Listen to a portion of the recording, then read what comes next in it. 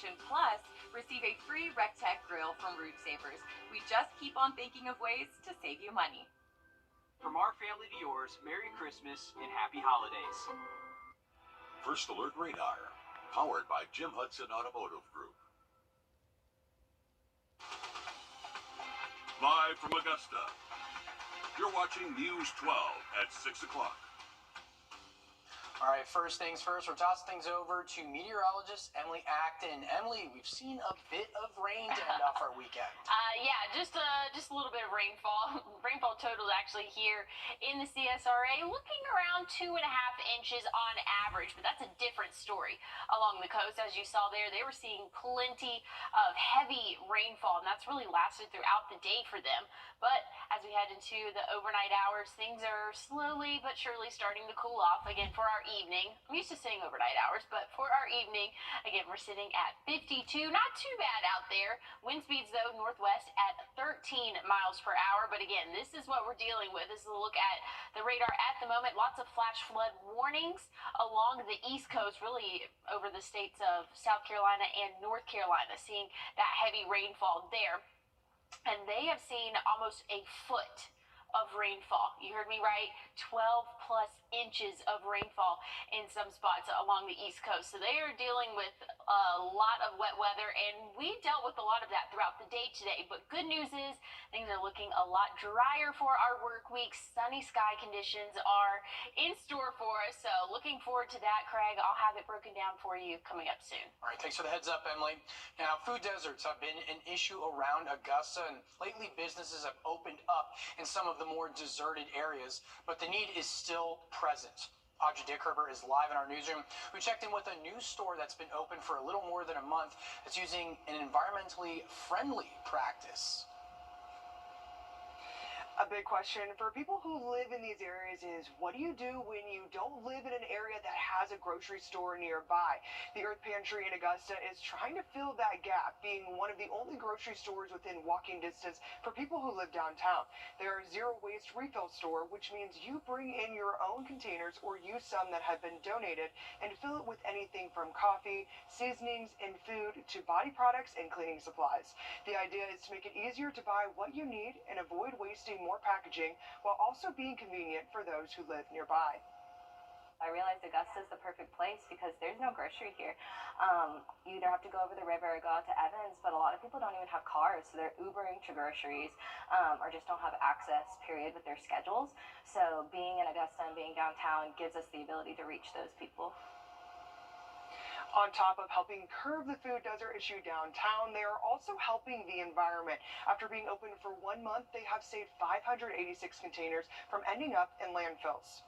But they aren't the only ones who are trying to help this issue. We'll also hear from Augusta Locally Grown about how they're helping tonight at 11. Alrighty, thanks for checking in downtown, Audrey.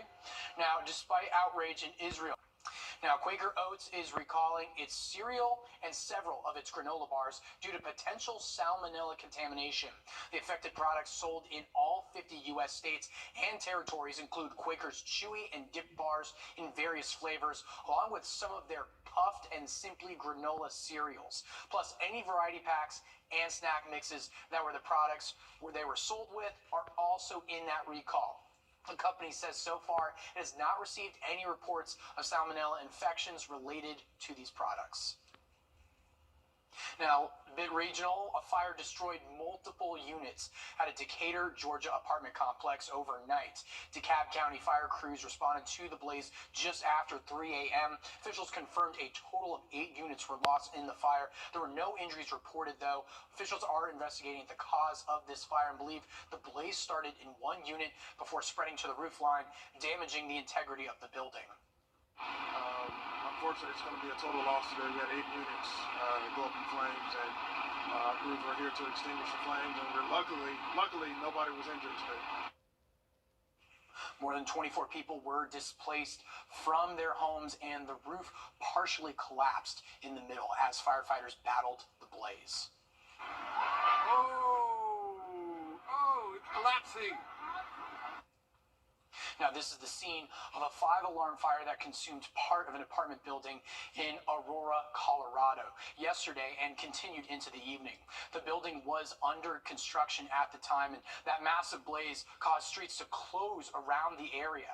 As 6 fire agencies responded to the scene, no injuries were reported, and the cause is still under investigation.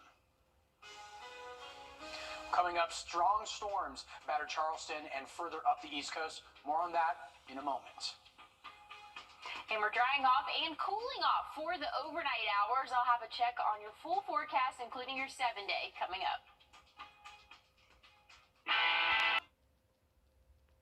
Dangerous flash flooding hit Charleston today as the coastal nor'easter is making its way up the East Coast today.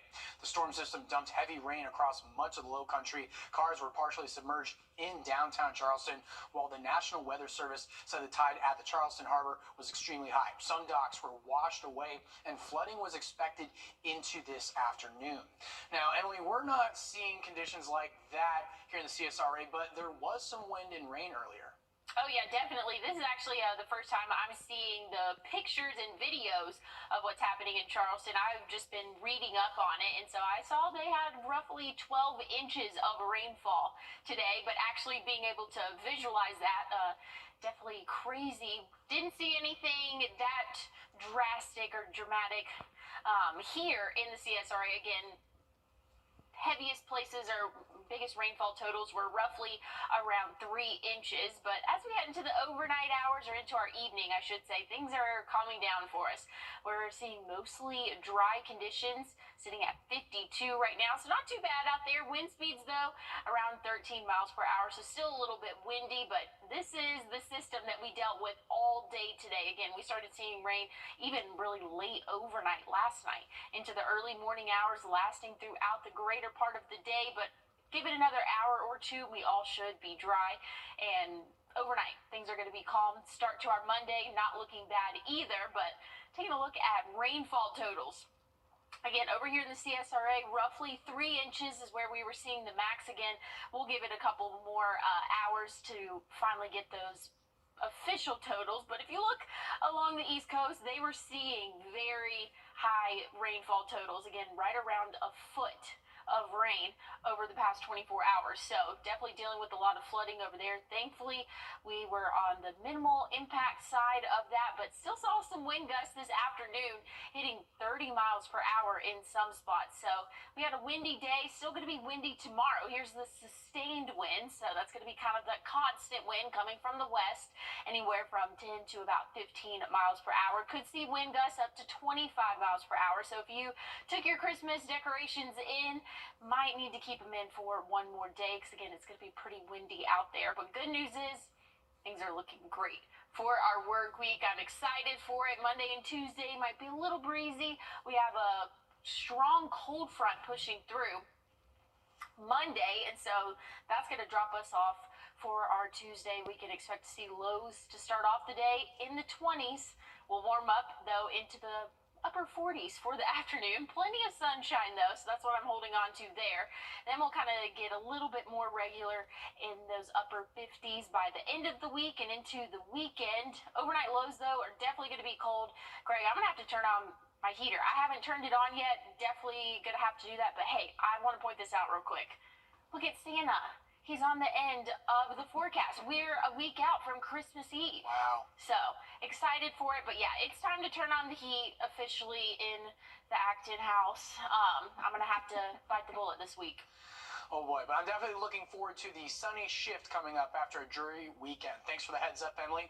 Now, Pope Francis turned 87 today. An act of kindness is making a big impact, and it happened in rural Gallia County, Ohio. Adriana Doria shares the story of how one man's discovery restored this woman's faith in humanity. December 4th was one of Bailey Davis's worst nightmares. And it all happened at this rest stop in Gallia County. I was shaky, I was sweating, I felt like I was gonna puke. Just 2 weeks after getting engaged, she thought her shiny ring was gone forever. I was working, I traveled for my job, so I was going towards Ohio, and I stopped by that rest area. I took the ring off, sat it on a shelf in the individual family bathroom, not the handicap stall. And I left and I drove 2 hours away to Columbus before I realized it wasn't on my hand. Bailey says in that moment she did not think she would ever get the ring back. But with a flyer and a Facebook post just over 24 hours later, that thought changed. I was washing my hands and I looked up by the mirror and there was the ring sitting there. The next day, I was in Galplis again and looking on Facebook and I seen all the shares from Bailey looking for a ring, and I got her phone number and I gave her a call and I said, well, I guess tonight's your lucky night. And she kind of broke down a little bit and she's like, please tell me you have my ring. And I said, yeah, I got it. A phone call that Bailey says brought her back to life. I think I underestimated my community a little bit and Facebook. Who knew that would be like the saving grace right there? For Cody, it was a simple act that he says was the right thing to do. If it'd be me in the same situation, I'd hope and pray that somebody do the same for me.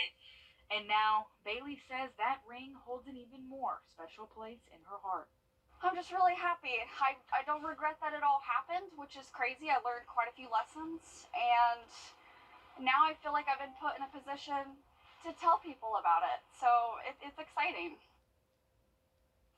Bailey offered Cody reward money for his good deed, but he declined, saying finding the ring was reward enough. I imagine she'll be holding that a lot closer to her heart, so it doesn't happen again.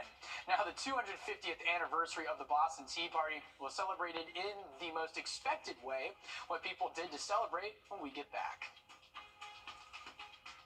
During my childhood today. Being the Augusta guy means that you're getting myself and my staff, which was raised on the same values that fellow Augustans were raised on. All of us grew up here. If you are hiring somebody from out of town, they may not be as connected as us. I guarantee you that we are going to work extremely hard for you. You're getting somebody who's going to shoot you straight and tell you the pros and cons of your case, and also take the case as far as it needs to go to get what people deserve.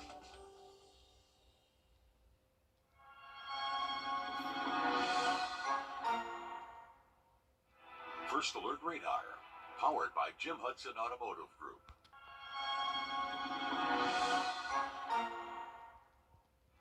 First Alert Radar, powered by Jim Hudson Automotive Group. Yesterday marked the 250th anniversary of the Boston Tea Party, and Boston held several events, including a reenactment.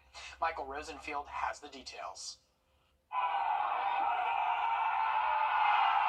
Taking us back to 1773, actors dumped tea into Boston Harbor Saturday night to commemorate the iconic Boston Tea Party from this very day 250 years ago. It's the 250th anniversary. Can't think of a better place to celebrate it. On December 16th, 1773, fed-up Bostonians frustrated with British rule stormed 3 British ships and dumped 340 chests of tea into Boston Harbor. This is what we love. We love our history. We love the whole story of how the revolution began. The seminal event in American history is widely seen as a critical moment leading up to the revolution. After the destruction of the tea, this kernel of an idea of independence began to percolate in the hearts and minds of the people.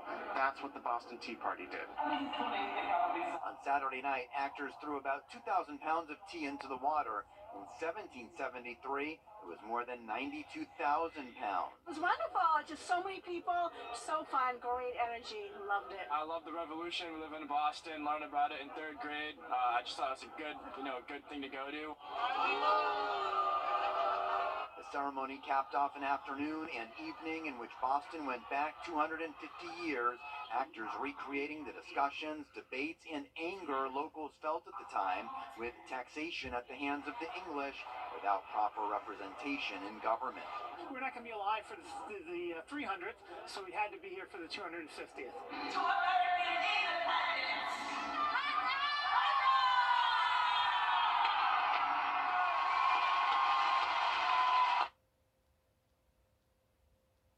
Now, all of the tea that was dumped in the water was specifically donated for the reenactment. Every state in the Union sent some, and so did some foreign countries, including Great Britain, ironically. Well, the biggest solar flare in years temporarily knocked out radio communication on Earth earlier this week. A NASA telescope captured the flare, which officials say was the biggest since 2017. The eruption happened in the far northwest section of the sun, resulting in 2 hours of interference in parts of the U.S. and other sunlit parts of the world. Millions of pilots reported communication disruptions during that time. And wreaths were placed at the graves of veterans here.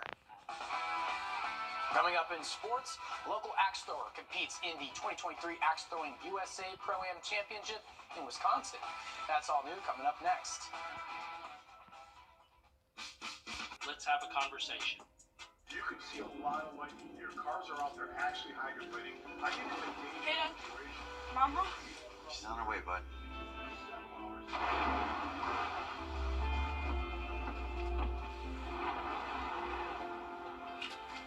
Hey, hon. Nasty out there. Glad you're home. Stay safe. I will. Tell them to save me some. When others head in, we head out. Dominion Energy. There are trucks. First Alert Radar, powered by Jim Hudson Automotive Group. If you're buzzed and doing this to make yourself feel okay to drive, you're not okay to drive.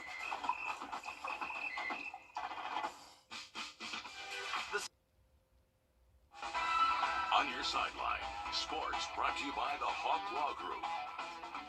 I'm going to take you back a little bit for this one. In November, Wisconsin held the USA Pro-Am Championships for the World Axe and Knife Throwing League. Tonight, the finals air on ESPN2. That's where you can catch a local axe thrower and owner, Vincent Ingalanera, compete. Ingalanera was one of over 250 throwers. He competed against athletes from across the U.S., Canada, even Great Britain. The competition took over 4 days. Ingalanera made it through the preliminaries, the semifinals, working his way through a bracket of 70 people. Well, how he did, well, you're just going to have to watch. He calls it a match made for TV. It was nerve-wracking. So you're throwing against the best throwers in the world. My semifinals match was against a pretty prominent Canadian thrower. Then to make it to the finals against one of my friends was an amazing experience. The U.S. Pro-Am Championship gets Ingalanera a bid to the World Championships. He's already headed there with his duels partner, Dylan. They call themselves Team Villain, Vinny and Dylan. Tonight's championship airs on ESPN2 at 9 p.m. On over to the NFL, where the drought ended in the rain for the Panthers. If you've made it through without changing the channel, I applaud you. And if you didn't, here's 3 things you need to know.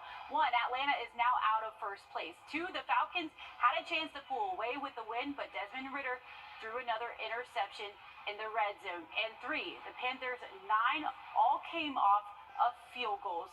We'll have some post-game reaction coming up tonight at 11. Well, taking a look at the next 7 days, things are looking a lot drier for us. Thankfully, we've had a kind of yucky weekend for us, but the start to our work week, things are looking great. We'll see temperatures start to drop off come Tuesday, starting off the day in the 20s. So definitely going to have to break out the winter coat there. Probably going to have to turn on the heat. I'm telling myself that one. Going to warm up, though, into those upper 40s for the afternoon. Going to be mostly sunny throughout the greater part of the week. But then we'll see some clouds coming into play, but dry conditions again. Things are expected to be dry throughout the rest of our work week, and we'll see temperatures warm up to right around 60 for the end of our week and into next weekend, but still pretty cold for those overnight lows. I feel like this is very much a winter forecast for us, and you can't forget, if it's on the 7-day and it's Christmas, I'm going to talk about it. We have Christmas Eve next Sunday. Santa's coming. Should be good weather for that. Not seeing a whole lot of concerns there. Might get some rain late past the 7-day. I'm saying late, early next week, probably later on in the day next Monday. But 7 days away, that's a problem for next week, honestly. But Santa weather is looking great. Shouldn't have any issues there. Alrighty, can't wait to break out the NORAD Santa tracker at the end of the week. That's exciting stuff there. Oh, yeah. Oh, of course. And thank you all for joining us here on News 12 at 6 o'clock. We'll have more news, weather, and sports coming up on News 12 at 11 before you start your work week. During my childhood,